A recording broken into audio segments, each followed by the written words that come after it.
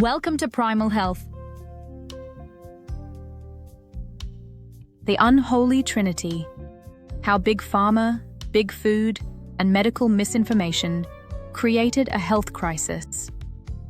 In the modern world, we are surrounded by the promise of medical breakthroughs, life-saving drugs, and dietary innovations. Yet paradoxically, the health of the global population continues to decline. Chronic diseases like obesity, type 2 diabetes, and heart disease are rampant, and despite all the advancements in medicine, the average person is getting sicker. This paradox can be traced back to what can be called the unholy trinity: Big Pharma, Big Food, and a compromised medical education system. Working in tandem, these three forces have engineered a crisis in metabolic health, steering people away from real solutions and toward a cycle of dependency and misinformation. The medical education system has been hijacked. At the root of the problem is the fact that most doctors are not taught how to genuinely heal metabolic disease. Instead, their education is heavily influenced by pharmaceutical companies that sponsor medical schools, residency programs, and postgraduate education. Drug representatives routinely visit hospitals to promote cherry-picked research that supports their products, while conferences funded by the same companies reinforce the same skewed messages.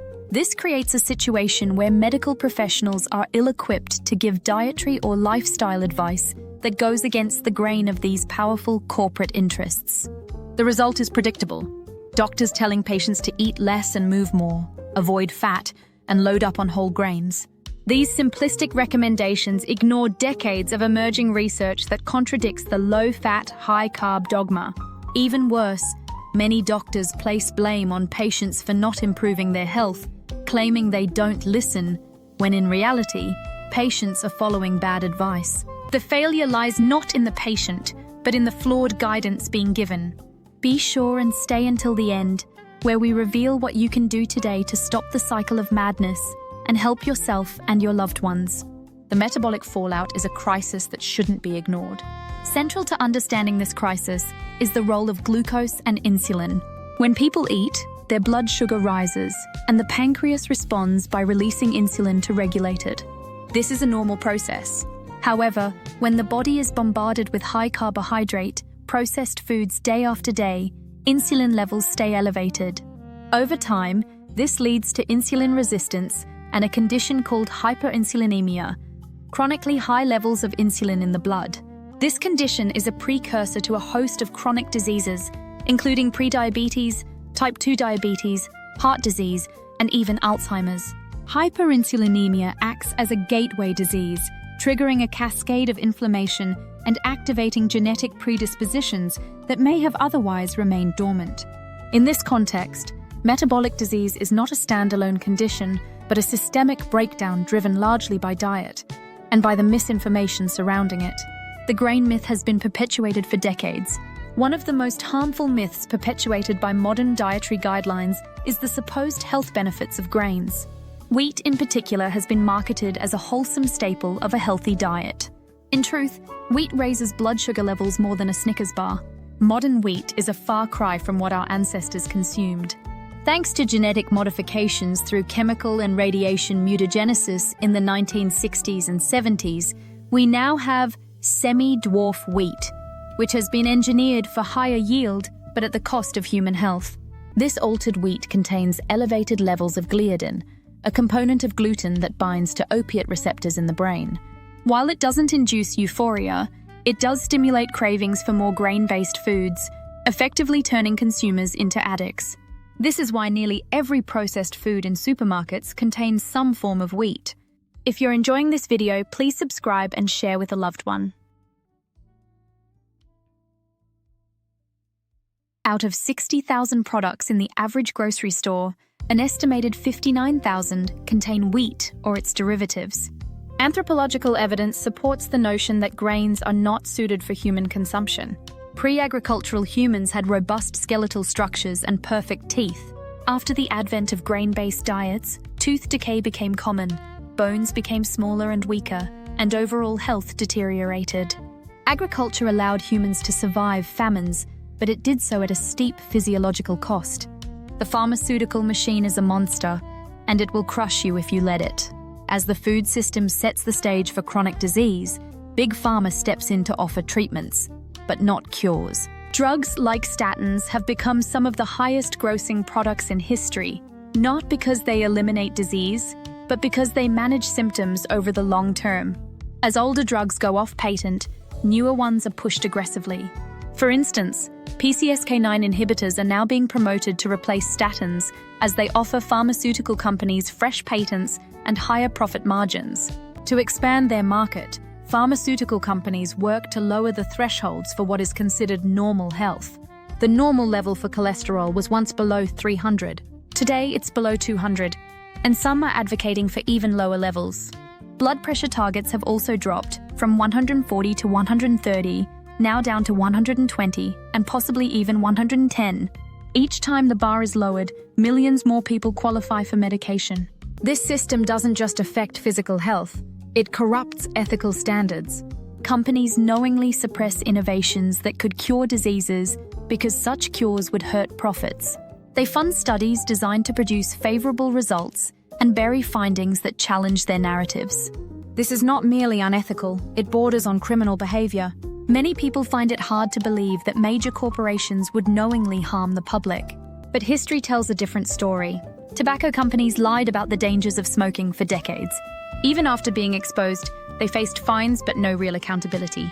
Today, those same corporations have diversified into food production, continuing to profit from human suffering under different labels.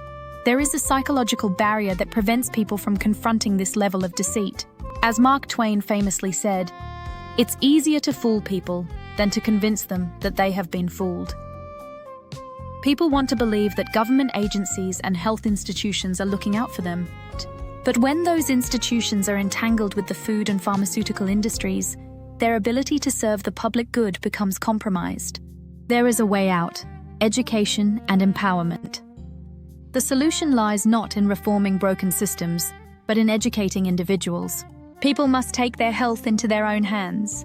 This begins with understanding the importance of metabolic health and how to monitor it. Standard tests like fasting glucose and HbA1c can miss early signs of disease. More informative tests include the oral glucose tolerance test with insulin and gamma-glutamyl transferase, a liver enzyme that has been shown to predict all-cause mortality more accurately than many other markers.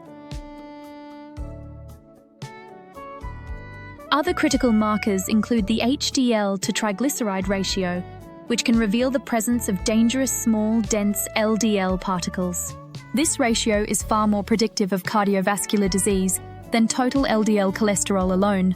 Despite this, most doctors do not routinely order these tests, again reflecting the inadequacy of mainstream medical practices. In recent years, grassroots movements have emerged to challenge the status quo. These include efforts to revise dietary guidelines, expose conflicts of interest among policymakers, and promote low-carb, ketogenic, and ancestral diets. The goal is not just to shift public opinion, but to dismantle the corrupt structures that have led us into this health crisis. Advocacy groups have revealed that 95% of those involved in writing US dietary guidelines have conflicts of interest with food and pharmaceutical companies. These guidelines influence what's served in schools, hospitals, prisons, and military facilities. Until these conflicts are eliminated, the official narrative will continue to harm the most vulnerable populations. We need a call to awareness. The unholy trinity of big pharma, big food, and compromised medical education has created a perfect storm of misinformation, dependency, and disease. This crisis is not accidental. It is the result of decades of calculated decisions designed to maximize profit at the expense of public health. Real healing starts with awareness. By questioning conventional wisdom, educating ourselves, and demanding better from our institutions, we can begin to reverse this downward spiral. Each person who chooses real food over processed substitutes, who opts for informed medical testing, and who rejects the pharmaceutical band-aid approach becomes part of the solution. This is not just a health movement, it is a human rights movement. The time to act is now. The power to change lies not in the hands of institutions, but in each individual willing to take ownership of their health journey. This health crisis didn't happen overnight, and the road to recovery won't be easy. Change starts with awareness. It starts with asking questions, demanding transparency, and refusing to settle for advice that keeps us sick and dependent. Here at Primal Health, we believe that individuals, once informed, will reject the processed lies they've been fed and embrace a path of healing, strength, and vitality. We hope that our work here will help serve as a roadmap for that journey, one that begins not in the halls of academia or in pharmaceutical boardrooms, but at our very own dinner tables. Thanks for watching. Please like, subscribe, and comment below. Be sure to catch our next videos right here.